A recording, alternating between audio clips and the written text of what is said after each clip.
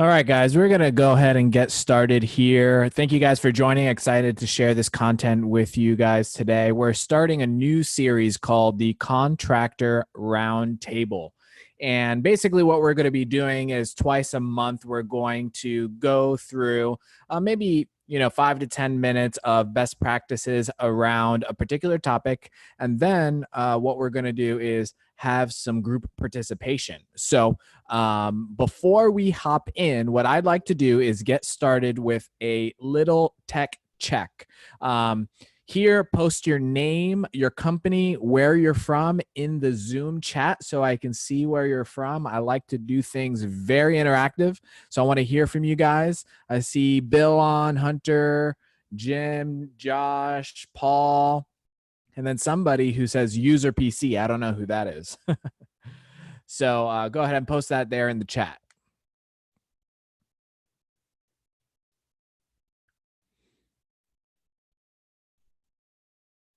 Naples. Hey, Bill. Oh, there, Evans Roofing. There you guys are. Span Roofing. Jim, how's it going? Josh, Cayman, Fort Lauderdale. Great. Awesome, guys. Awesome. So I'm glad you guys can see. Can you guys see the PowerPoint and me well? Yes. Awesome. Okay. So let's hop in. So the title of today's talk is called Compensation Drives Behavior. And to set a little agenda of what we're going to go through, first, we're going to go through the top 6 mistakes that people generally make with setting the compensation plan. Then we're going to go through a compensation model so that you have something to take home with you and implement at your company. And then I want to bring a few of you on here today to talk about and share how you're doing compensation plans now and what's working and what's not working with that. And then everybody can kind of participate in with suggestions. So if I could have a few volunteers in the group chat say whether or not you would like to come on. So if Jim, if you're available, I'd love to talk to you about that. Bill or Josh or Paul, Hunter, just say that you're in or you're out in the chat. And I'd love to bring you on after we go through everything. Go ahead, post that in the chat there if you're in. Awesome. Thanks, Jim. Thanks, Bill. All right. So let's hop in. Let's hop in here. So first thing, survey. Post your number one challenge when it comes to a compensation plan. What's the most difficult thing that you are facing when it comes to compensation plan at your company? Go ahead, post that in the chat there. Too complicated. Yep, I hear that. Project commissions. Yeah, how do we go about doing that? What else? What else? Not motivational. Yep, totally understand that. In-house sales. Yeah, what do you do with house accounts? Yep, don't know where to start. Totally understand that. Hopefully, we can give you some tools to take home with you. All right. So, yeah, lots of challenges. And really, my promise here for you today is to give you that groundwork on how to compensate your people. And like I said before, compensation drives behavior. So if you have the right compensation plan, then you're going to have the right behaviors. And if you have the wrong behaviors, then commercially, you have the wrong compensation plan. So let's talk about the top 6 mistakes around compensation that I typically see out there. Number 1, the right compensation plan won't fix a bad hire. A lot of people want to use their compensation plan as a manager. This is a management tool. It's not a manager. So if you have someone, that's lazy, that doesn't really want to get going, the right compensation plan is not going to really motivate them. Generally, the best hires you're going to find are already internally motivated. So the right compensation plan won't fix a bad hire, whether it's a cultural fit. Sometimes having a bad cultural fit is not worth the right a big compensation package, right? Because it diminishes the rest of your team. So that's one rule that I try that I see over and over again at companies, but it's a really challenging one that I see pretty often, actually. Mistake number 2, paying on revenue and not gross margin. This is huge. I see it very, very often. Companies trying to pay salespeople, project managers on revenue rather than gross margin. And the problem with this is that if you pay someone, let's just say on a $100,000 job revenue, then you give them whatever percentage of that. They are not incentivized to manage the project well through to completion, right? And depending on how your company is structured, it really is going to dictate how you compensate your people. So for example, if your team is a cradle to grave, they sell the job and they manage the job, you're going to want to sell that. You're going to want to have their compensation plan built around gross margin, right? And then if you split out those two roles into sales and project management, you're going to have some combination of revenue and gross margin on paying your salespeople. But you also might want to compensate your people on the project management side to make sure the margins are there too. But I generally never see paying on revenue being good, because it just disincentivizes people to look at the margin, to not get the highest margin possible. And I've seen companies say, we're going to be the lowest bidder, right? Just to get that revenue in the door. But the problem is it's 5% margin and you're not making any money on it. So you definitely have to pay on gross margin and not revenue. Next mistake I commonly see: the right compensation plan won't fix a lack of accountability. This is kind of going back to what I was saying before about making sure that you have high gross margins and growing your gross margin per job so that you're making money as a company, right? There's no purpose on doing work for free, especially when you have overhead and salaries to pay. You want to make sure your company is profitable.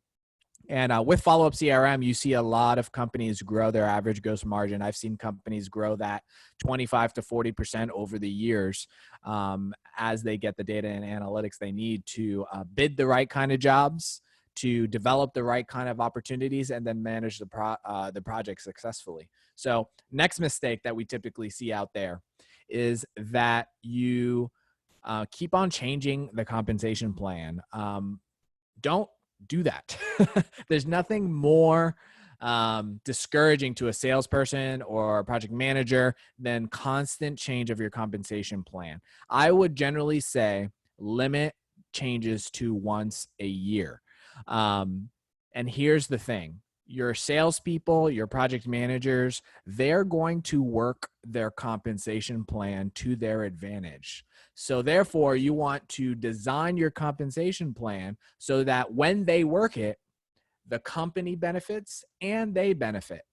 If you put out a compensation plan and you find that there are holes in the compensation plan and they're working it to the company's deficit, then I would say it's better as leadership to honor that compensation plan, at least for 6 months or for a year. One thing and one trick that I've seen people do is roll out your compensation plan once a year and say, this is the compensation plan as it is for the year, honor it. And then if you find holes with the plan throughout the year, then you're allowed to change it in the beginning of the year. You're allowed to change it whenever you want, but you also don't want to discourage your team at the same time, right? So I saw one company, they recently changed their compensation plan right in the middle of the year, right as they were getting some good momentum, and they actually lost 80% of their sales team. So 15 went down to like 3 or 4. So it was pretty devastating. So I would definitely recommend on finding a plan, developing the plan, sticking to the plan, at least for a structured amount of time. Mistake number 5, too complex. Keep it simple. You might have a compensation plan that's based off of 3, 4, 5, 6 different levers, depending on the goals that you're trying to achieve as a company. I would say if you present your salespeople with a compensation plan with too many variables, then it's actually demotivating, because then they don't have a vision for the future of what they could be making. So what I would recommend, no more than 3 levers for compensation. So number of contracts, gross margin. 3 or less is always best. Probably 2 is what you want to do, so a salesperson can easily do the math on their compensation. But don't go more than that. You want to create the vision of success for your salespeople, your project managers, so that they can make the income that they want to make. So the simpler, the better. Next, mistake number 6, wrong comp plan for the role. This is huge. This is probably one of the biggest mistakes that I see across the board. Now, what do I mean by that? Now, whether you're a residential company, a large commercial service company, you provide service only, you work with GCs, having a different compensation plan per the role is generally what is going to be best for you and for the company and for the salesperson. So we have designs for the compensation plan that might fit for you. And maybe your company does all of the above, right? They do service, they do large commercial work, and they do residential. That means you don't have one size fits all compensation plan for your team, and you have to divide it up. For example, here we have a farmer. There is a farmer mentality when it comes to these large commercial jobs, because they can take 18 months to close. And that is definitely impacting your compensation plan design. Or same thing with GCs, right? So we're going to go into that here in a little bit. So that's one of the biggest mistakes that I see, is having the wrong comp plan for the role. And you have to really design it appropriately. So what do we want? What we want is something that is a win-win, that works for both the company and the employee. And then we want the compensation plan to drive their behaviors and then their goals, so that they're motivated, and it's a tool so that everybody's making money. Okay, so let's jump into the model. I've created this model for compensation plan, so it gives you a framework to think about and understand. And all of these slides will be available after our time here today. We'll make sure to send this out. But the number one thing that you need to do when it comes to compensation plans is get buy-ins from all the stakeholders. What do I mean by that? Here we have the 3 stakeholders that you need to be considering when designing a sales compensation plan. Number 1, the salesperson. Number 2, the company. And then no one talks about this one, but number 3, the client. And the right compensation plan is going to be right there in the middle. That is beneficial to all 3. Now, when you're considering the salesperson, what is the right role that you're designing for? Like I said, is it residential? Is it commercial? Is it large service jobs, small service jobs, GCs? Each type of role is going to have a different compensation plan. Maybe you're sitting here and saying, well, my guys sell everything. Well, then it's time to realize that, the way you're paying them is all over the place, right? And so they're going to start to take advantage of that if they're working the compensation plan. So you're putting yourself at risk with that. So I would even say, it might be better to start dividing those. If you have 2 salespeople, then you can have one person doing residential, one person doing commercial, right? And then designing a compensation plan that's appropriate. Next thing you want to consider, what are the company's priorities? Maybe you want to really push warranties this year, or maintenance plans this year, or a certain kind of roof, or a certain kind of HVAC unit. What are your company's goals, priorities, and what maybe you're trying to grow a particular division this year? If your company priorities are more aggressive and you're trying to dominate the market more, you're going to have a different compensation plan. And we're going to go into that in just a minute. And then number 3, the client. How do you want the client to feel in the sales process? That's something that you really have to consider, because if you want your client to feel like your salesperson is beating them up for a sale, a lot of that is manufactured by the compensation plan. Some people call it commission breath. So even the client can feel, oh man, this guy just wants to close a deal, move on, and he's not really taking care of me. He just wants to close a deal, right? So something that you really want to consider. Now, maybe you want your client to feel like this person wants to close a deal. If you're in the residential space and it's more transactional focused, maybe that's what you want, right? So that's something that you have to consider. But for a large commercial job that takes 18 months, on month 3, it's not appropriate to do that, right? So here's a hot tip that I have for you guys. Design your compensation plan with your team for a win-win-win, right? This is a trick that I learned. A lot of people like to design their compensation plan behind closed doors and then present it to their people. The problem is whenever you do that, your salespeople, your project managers, they're going to know, they're going to feel like you did not have them first in mind. And people are generally reasonable, right? And they know that it has to be a win-win. It can't be a win only for the salesperson, right? Unless they're greedy, but then they might not be a good cultural fit. It has to be designed to be a win for the salesperson and a win for the company. And everybody knows that. So might as well get that on the table and design something that is going to be beneficial for everybody. I heard a story where somebody designed a compensation plan. They tried to do a win-win-win scenario. They presented it to the sales team, and they were very upset by it. And then he offered to run through it with them and to explain, to have them participate in the design. And then after a meeting about that, the sales team agreed that, actually this is the best compensation plan for the company, for the salesperson, and for the client. So it was a really good way to manage that whole process, because when you're talking compensation, things can definitely get interesting. So what do we want? We want the right compensation plan for the right results. And when you get it right, you'll know it because you'll see the puzzle pieces come together. And compensation plan alignment is one of those pieces that when it fits, and then you'll feel it fit because everybody's behaving in the appropriate manner. So let's get into it here. This is going to be the framework and the take home for you today.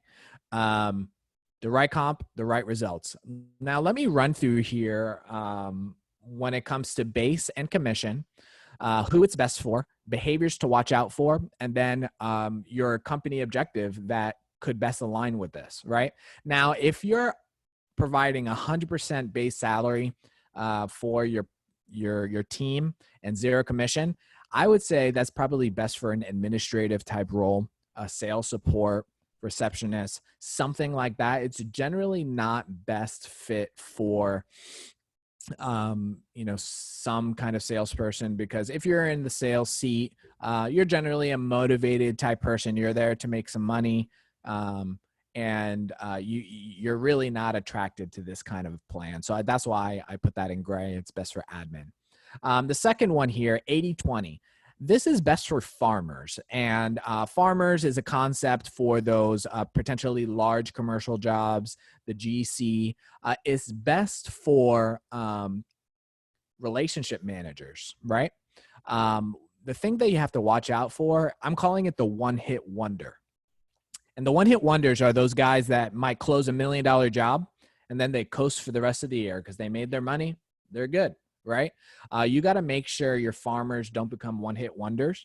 And through your compensation plan, you can design it so that you can watch out for that. Now, the objective of people with this plan is to retain existing clients and customers and grow them, right? So as a person that is trying to retain and grow, you're not going to be very pushy, right? And your compensation plan is going to map to that. Next, 60-40. This is going to be your middle of the road, probably most common, compensation plan of 60-40. This could be good for hunters and farmers. This is really going to be appropriate for the right personality type. Some farmers can live with this. Some can't. Some hunters can live with this. Some can't, right? So you're really going to have to understand the unique individual. The thing you have to watch out for this compensation plan is the seasonality of your business and feast or famine. So for example, if you can't do a lot of selling in the winter because it's snowing or for whatever reason, maybe in Florida, hurricane season, I don't know, and you make all your money in the first 6 months of the year, that's going to be tough financially for the company. So you have to watch out for that and make sure your salespeople are still bringing in revenue throughout the rest of the year. That's one example of something that you have to watch out for when it comes to this type of compensation plan. This is a great plan if you're looking to grow, find new customers, and take market share of your local market. As you can see, it's a more aggressive role compensation plan so that you can incentivize people to get out there in the market and develop new business. Now, this next plan here, the 40/60, I put as yellow. And the reason why is I would say some companies should potentially do this depending on the right company, which would probably be a residential company, seasonal, and you're looking for hunters to sell. Maybe you're storm chasing, stuff like that. This is great for hunters and good for the right person that knows how to get out there and make results. Now, one thing you have to watch out for is turnover. This is going to have a high turnover at your company, because if there's a 3-month season where they're not making many sales, they're going to fall off the map. They're not going to be loyal to your company, and they're going to be more loyal to the customer than the company. And sometimes that's not the best scenario. Sometimes it is. And the objective here would be find new customers. So like I said, unique scenarios. I would say if you're doing large commercial jobs or in the commercial space, it's probably not a good fit for you. If you're in the residential space, depending on your company culture and what you're trying to achieve, this might be a right fit for you. Next, 20/80. I would say, these last two, I put red because it's rare that I would recommend these compensation structures and compensation plans. Maybe best for seasonal employees, W-2 contractors trying to outsource sales or something like that.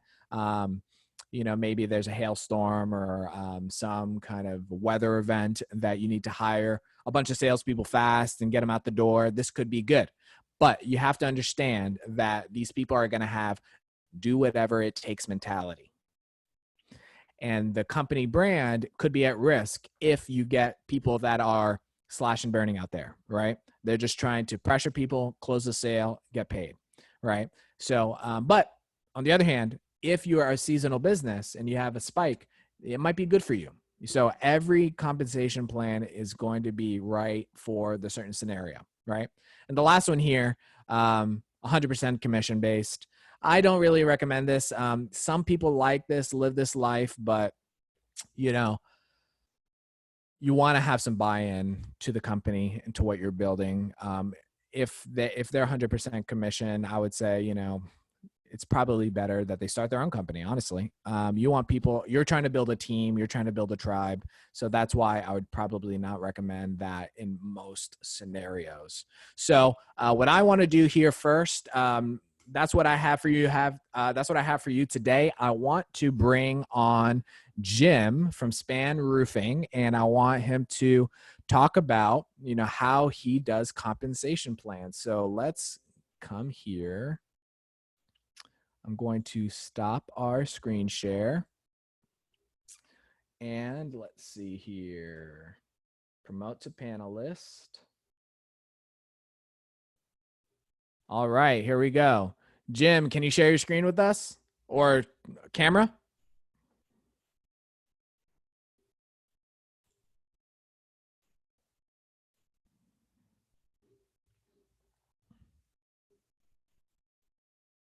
Jim, you here with us?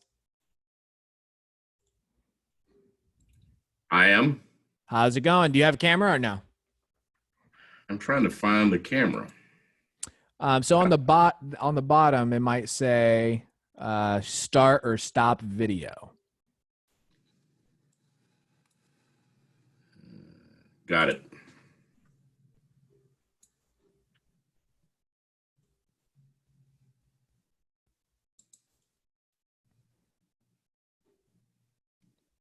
says you cannot start your video because the host has stopped it.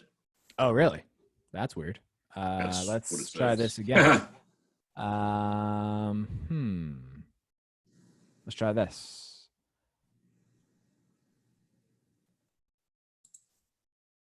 There There we we go. go. How's How it about that? going? Good, good. Awesome, awesome. So, Jim, tell me about your compensation plan there at Span, and give us an update. It's basically all salary. We don't do commission Okay. at the end of the year. We give bonuses, and that's based entirely on the owner's thoughts and perspective of how you did or how you didn't do. Okay. So it's a little bit objective. Yes. Okay. So what's working about that, and what challenges are you facing with that? Well, I don't know whether there's a challenge other than the owner sitting down and saying, what is this guy worth extra? But Right. they take money and put it into a big pile and then dish it out at the end of the year. And I don't know whether there's a challenge, but we've been talking about going to a compensation plan with some type of commission structure Okay. to help increase sales. Sure. From the plans that we kind of talked about, percentages wise, what do you think would be the best fit for you guys, and especially in the type of business that you're in? Probably the 60/40. The 60/40. So you guys are looking to, retain and get new clients. Yes. Okay. Yeah, Great. we have a very good client base. We've been here since 1957, so most Good brand. people know us, but we've got an influx of new people that come in that really don't know who we are. Right. Right. So definitely trying to get more market share out there, capture more of the market, Yes, right? yeah, Yeah. Yeah. I've generally seen a lot of that work. Do you guys do much commercial work? uh, probably 90% commercial, 10% residential, and 10% service. Okay. So you might have a compensation plan, per one of those kind of divisions, depending on how aggressive you want to be with each of those, right? Yes, I mean our sales people do a little bit of everything. We only have one salesperson for residential, but we have three for commercial and service. Yeah, that's great. That's great. So I can definitely send you these slides after so you can have like a framework. Would that be helpful That would for be you? great. Yeah, Yeah, that would be great. I'll send this to you. Please reach out if you need any help designing that compensation plan. We actually have a compensation plan class within our Followup CRM University that Okay. goes over actually Best Roofing's compensation plan. So if you're interested in taking a look at that, I believe it's free on there. If it's not, I'll give it to you for free, no problem. So if there's anything else I can do to help you out, let me know. Okay. Great. Thanks for sharing, Jim. Thanks. Have a good one.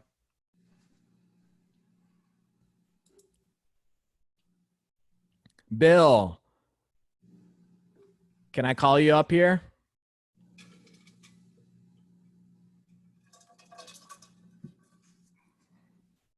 All right, let me get you on here.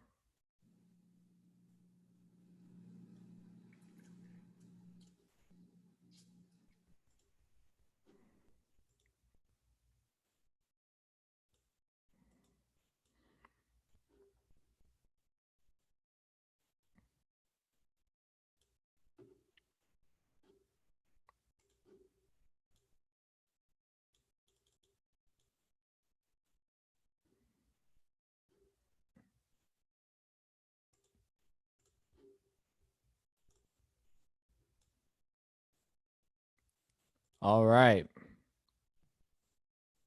Nope. Did you get the invitation there or no?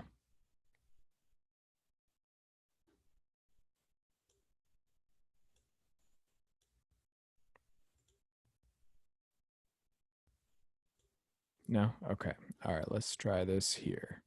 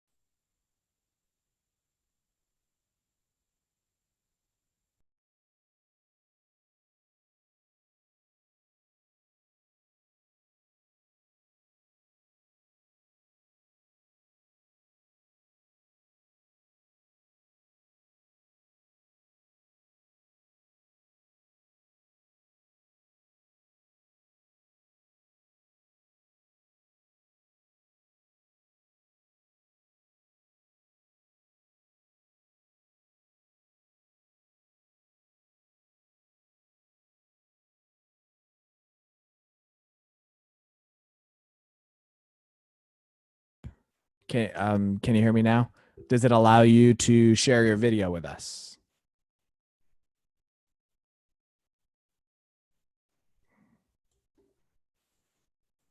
There you go, raising your hand.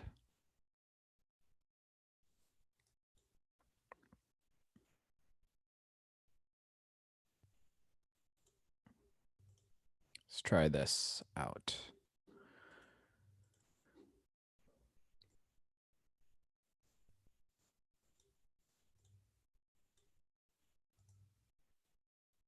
Nope, I don't think it's working. Invite.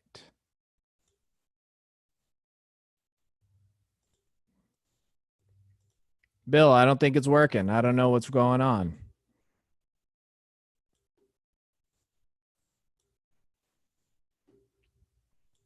Okay. Sorry, Bill. Maybe we can chat about that later. Well, thank you guys for joining us here today. What I'd like to do is I want to have you guys post one thing in the chat that you guys found helpful during this time here today. Post that here in the chat.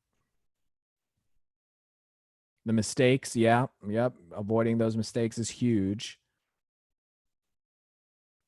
The chart, yeah. I'll send that chart out to everybody for sure. Keeping it simple, yep. Different comp plans for the role, absolutely.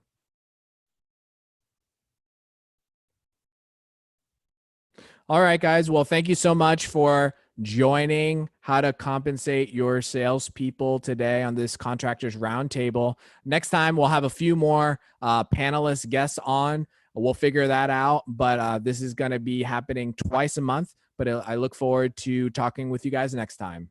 Bye.